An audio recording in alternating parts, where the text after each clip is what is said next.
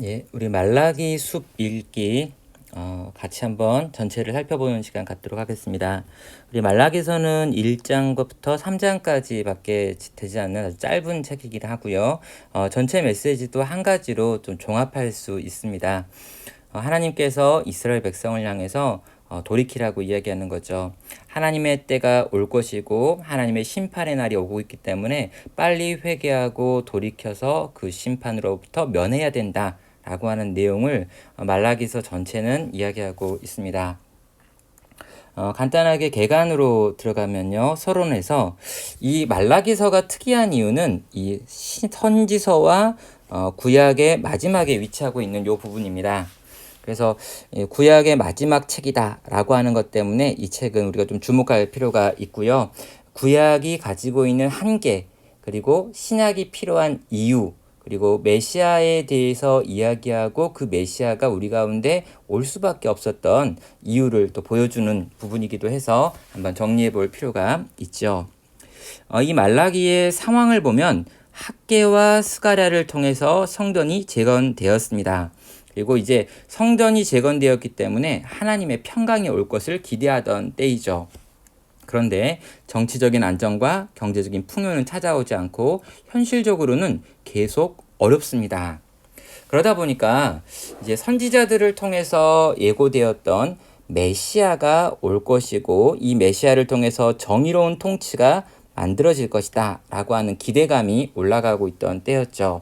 그러나 그럼에도 불구하고 이스라엘 백성 대다수는 여전히 죄 가운데 있었고 하나님의 말씀에 대한 불순종의 시간들을 살고 있었습니다. 자, 그때 선지자 말라기가 등장을 하는데 이 말라키라고 하는 히브리어 단어는 나의 사자라고 하는 뜻입니다. 예언 안에서 다양한 암시를 가지고 있는 표현인데 구약의 다른 곳에서는 언급되지 않다가 오늘 이 말라기에서만 유일하게 등장하는 선지자이죠.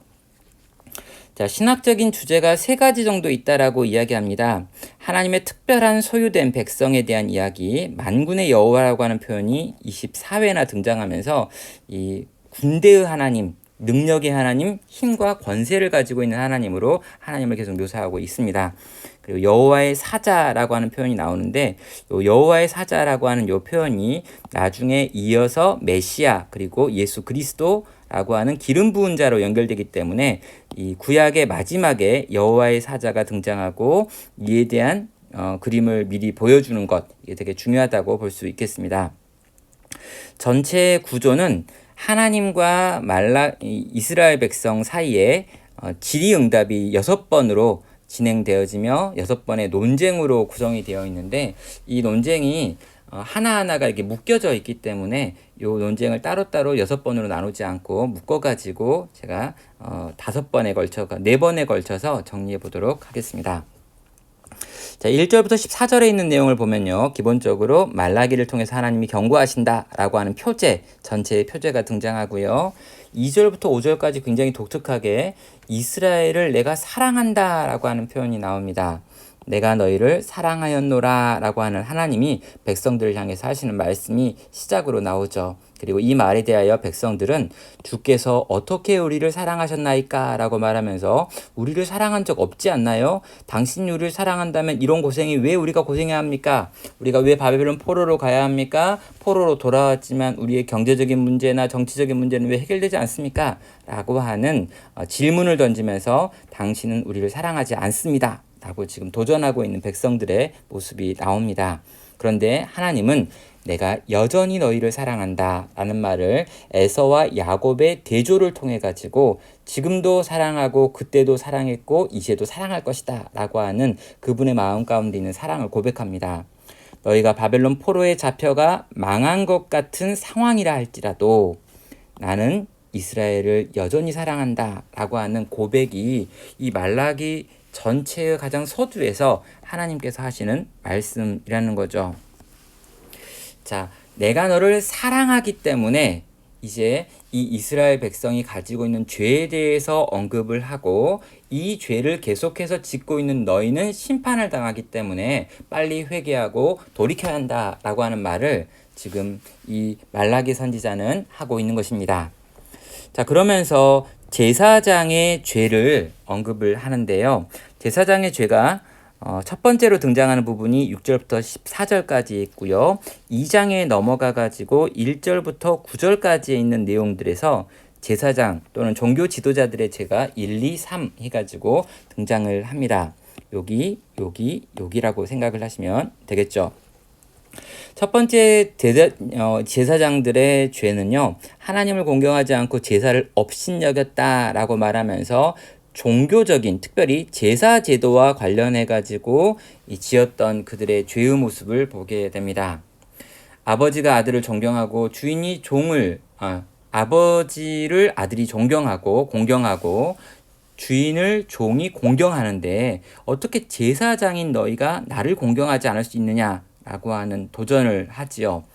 너희가 만약 그렇게 한다면 백성들은 더하지 않겠느냐라고 말하며 하나님을 공경하지 않는 제사장들의 모습을 책망하고 있습니다. 그러면서 그 탄식의 근거로 제사를 언급하고 있죠. 진정한 의미가 사라지고 형식만 남아있는 그 제사를 보니 내가 더 이상 참을 수 없다라고 하는 이 제사장의 죄에 대한 하나님의 언급을 하고 있습니다. 또 종교 지도자들의 죄를 책망하는 두 번째는요, 그들의 언행의 부분을 하나님이 언급하고 있습니다. 말이죠. 하나님을 향한 경외가 있다면 제사장들은 그 경외를 담은 말을 써야 될 텐데 너희가 그렇게 말하지 않는 것, 신실하고 하나님을 두려워하지 않는 것을 볼 때 너희의 저주와 축복은 다음 세대까지 이어질 것인데 너희는 지금 잘못하고 있다라는 말을 하고 있습니다. 또 종교 지도자였던 레위인들을 향해 책망하면서도 너희에게 주어진 역할이 거룩한 것과 속된 것을 구별하는 역할이고 하나님께서 주신 말씀을 백성들에게 가르치는 역할인데 그걸 하지 않고 있는 걸 보니 너희는 지금 심각한 문제 상태다 라고 언급을 하지요. 그래서 가장 먼저 이 말라기 선지자를 통해서 종교 지도자들이 가지고 있는 세 가지 죄를 책망하시는 내용이 이 사랑한다라고 하는 말 다음에 나오는 내용입니다. 그런 다음에 종교 지도자들이 그러하기 때문에 그 결과로 백성들도 죄를 짓고 있는데 그 백성들의 죄의 부분은 특별히 그들의 결혼 생활의 문제를 언급하고 있습니다. 백성들이 이방인과 결혼하고 있는 문제, 그리고 백성들이 이 결혼이라고 하는 하나님이 주신 특별한 관계를 자신들의 정욕 때문에 지금 이혼이라고 하는 문제로 넘어가고 있는 것들을 보면서 백성들이 하나님의 뜻을 무시했다. 경건한 자손을 낳고 양육하는 일에 중요한데도 불구하고 이방인과 혼인하고 또 이 빈번한 이혼을 통해서 결혼의 신성함을 변질시키고 있는 모습을 보면서 이 백성들도 지금 죄 가운데 있다라고 하는 말을 하고 있습니다. 그러면서 이 종교 지도자들과 백성들이 만약에 돌이키지 않는다면 아무리 화려한 제사를 드린다 할지라도 내가 너희를 용서하지 않을 것이다 라고 말하면서 경고하고 있죠. 묶어서 이 적용과 정리를 해볼 수 있겠는데요. 내가 이스라엘을 책망하는 이유는 내가 이스라엘을 진짜 사랑하기 때문이다 라고 하는 걸 앞부분에서 아주 명확하게 선언을 합니다. 그런 다음에 종교 지도자들 너희가 짓는 죄는 제사를 업신여기는 거, 그리고 너희의 언행의 문제, 그리고 너희가 제대로 가르치고 말씀을 가르쳐주지 않는 문제다라고 이야기하고요. 백성들은 결혼이라고 하는 제도 안에서 이방인과 혼인하는 문제와 정욕대로 이혼하는 문제를 언급하면서 이러한 죄로부터 빨리 돌이켜라. 그렇지 않으면 너희가 아무리 제사를 드리고 있어도 나는 너희를 용서하지 않는다 라고 말하는 것입니다. 하나님을 경외함으로 불경건한 삶에서 돌이켜라. 돌이키지 않으면 내가 징계한다 라고 하는 말이 이 두 챕터가 보여주고 있는 내용이죠. 자, 그런 다음에 2장 17절로 3장 15절에 가면은요, 이제 하나님께서 이제 너희를 심판하실 때 어떻게 심판하시는지에 대해서 나오고요. 또 그렇게 심판하시는 하나님이 이제 그 증거를 몇 가지 보여주고 있습니다. 자, 여기서 우리가 어떻게 하나님을 괴롭혔나이까? 라고 지금 백성들이 항의를 하는 거예요. 너희가 악한 짓을 했고 내가 너희를 징계하고 심판하겠다 라고 말하니까 백성들이 하나님을 괴롭힌 적이 없다 라고 말합니다. 그래서 이러한 하나님을 괴롭힌 적이 없다 라고 말하는 이스라엘 백성들에게 하시는 말씀이 11조와 헌물에 대해서 이야기를 하는 거죠. 너희가 11조와 헌물을 약탈했다라고 하는 표현을 씁니다. 그리고 이런 방법으로 네가 나를 우습게 여겼고 나를 고통스럽게 만드는 것을 보니까 내가 너희를 책망하겠다고 하는 거죠. 그래서 하나님께서 이제 도전하시는 게 뭐냐면 11조를 가지고 온전한 11조를 한번 이행해 봐라. 그러면 내가 너희를 이런 식으로 복을 줄 것이다 라고 하는 이렇게 축복이 담겨 있는 어떤 시험을 이스라엘 백성들에게 지금 하고 있는 거죠. 자, 하나님께서 이렇게 말했는데 이 말에 대한 이스라엘 백성들의 반응이 13절부터 15절에 나오는데 하나님을 거슬려 완악한 말을 하고 있죠. 뭐라고 말합니까? 하나님을 섬기는 일은 헛되다. 악인이 행복한 자들이다 라고 하는 말을 하고 있다는 것입니다. 그러니까 네가 온전한 11조를 해봐라. 그러면 내가 너를 다 채워줄게 라고 하나님이 이스라엘 백성에게 무언가를 도전했는데 그 도전에 대해서 이스라엘 백성들이 지금 완악한 말을 하고 있는 겁니다. 하나님을 섬기는 일은 헛되다. 악한 사람들이 더 행복하다. 하나님이 우리를 시험하지만 우리는 온전한 11조를 할 마음이 없다. 이전처럼 살겠다라고 하는 말을 하고 있다는 거죠. 심판자로 임하실 하나님에 관하여 그들은 거슬러 완악한 말을 하고 있는 것입니다. 예, 가장 종교적인 것들이 하나님께 심판받을 이유가 되고 있는 부분을 보게 되는 거죠. 예배를 안 드리는 게 아니고 11조를 여전히 하고 있고 헌금을 하고 있지만 가장 신앙적인 용어들을 사용하고 있지만 그 일부 또는 상한 것으로 종교적인 것들을 통해서 하나님을 우습게 여기는 행동을 하고 있는 모습을 보며 하나님은 심판을 말씀하셨다는 것입니다. 우리도 그렇죠. 우리가 종교적인데 하나님을 우습게 만들 수 있습니다. 신앙을 가지고 신앙적인 용어를 사용하면서 그것들로 하나님을 비웃을 수 있다는 거죠. 그래서 우리는 거기서부터 돌이켜야 합니다. 하나님께서 여전히 회개할 수 있는 기회의 시간을 주셨는데 그때 우리는 돌이켜야 되는 거죠. 자, 이 심판하시는 하나님께서는요, 이런 우리를 절대로 내버려 두지 않습니다. 그래서 하시는 게 의인과 악인을 명확하게 구분하시는 하나님을 소개하고요. 의인과 악인에 대해서 판단하시는 하나님이 4장에 또 등장을 합니다. 그리고 결론적으로 4장의 6절부터 7절에서 모세의 율법을 기억하라 라고 하는 마지막 권면이 나오죠. 하나님은요, 의인과 악인을 완벽하게 구별하십니다. 구분하시고요. 그날에요.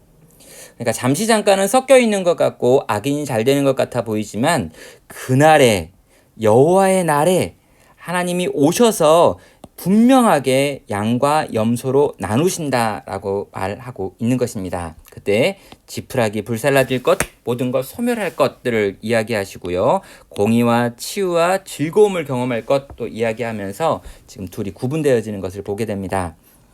또 공의의 해가 떠오르면 결국에 어둠 속에 숨겨진 불의가 다 드러날 것이고 치유가 의인과 생명과 구원으로 임할 것이고 의인은 송아지처럼 뛸 것이다 라고 하는 말을 하면서 의인과 악인이 완벽하게 다른 이 결론에 이를 것이다. 하나님의 판단과 평가 앞에서 그렇게 될 것이다 라고 지금 말하고 있는 거죠. 그러면서 마지막 권면입니다. 모세의 율법을 기억하라. 기억하라의 의미는 말씀을 기억한다 라고 하는 걸 넘어서 말씀을 실천하라, 삶을 강조하는 표현입니다. 자, 마지막까지 경고하고 있는 거죠. 이 모세의 율법을 기억하지 못하면 너희는 진멸될 것이다. 호흡이 있는 자가 멸절될 것이다 라고 하는 헤렘이라고 하는 단어를 써서 마지막 도전까지 하고 있는 것입니다.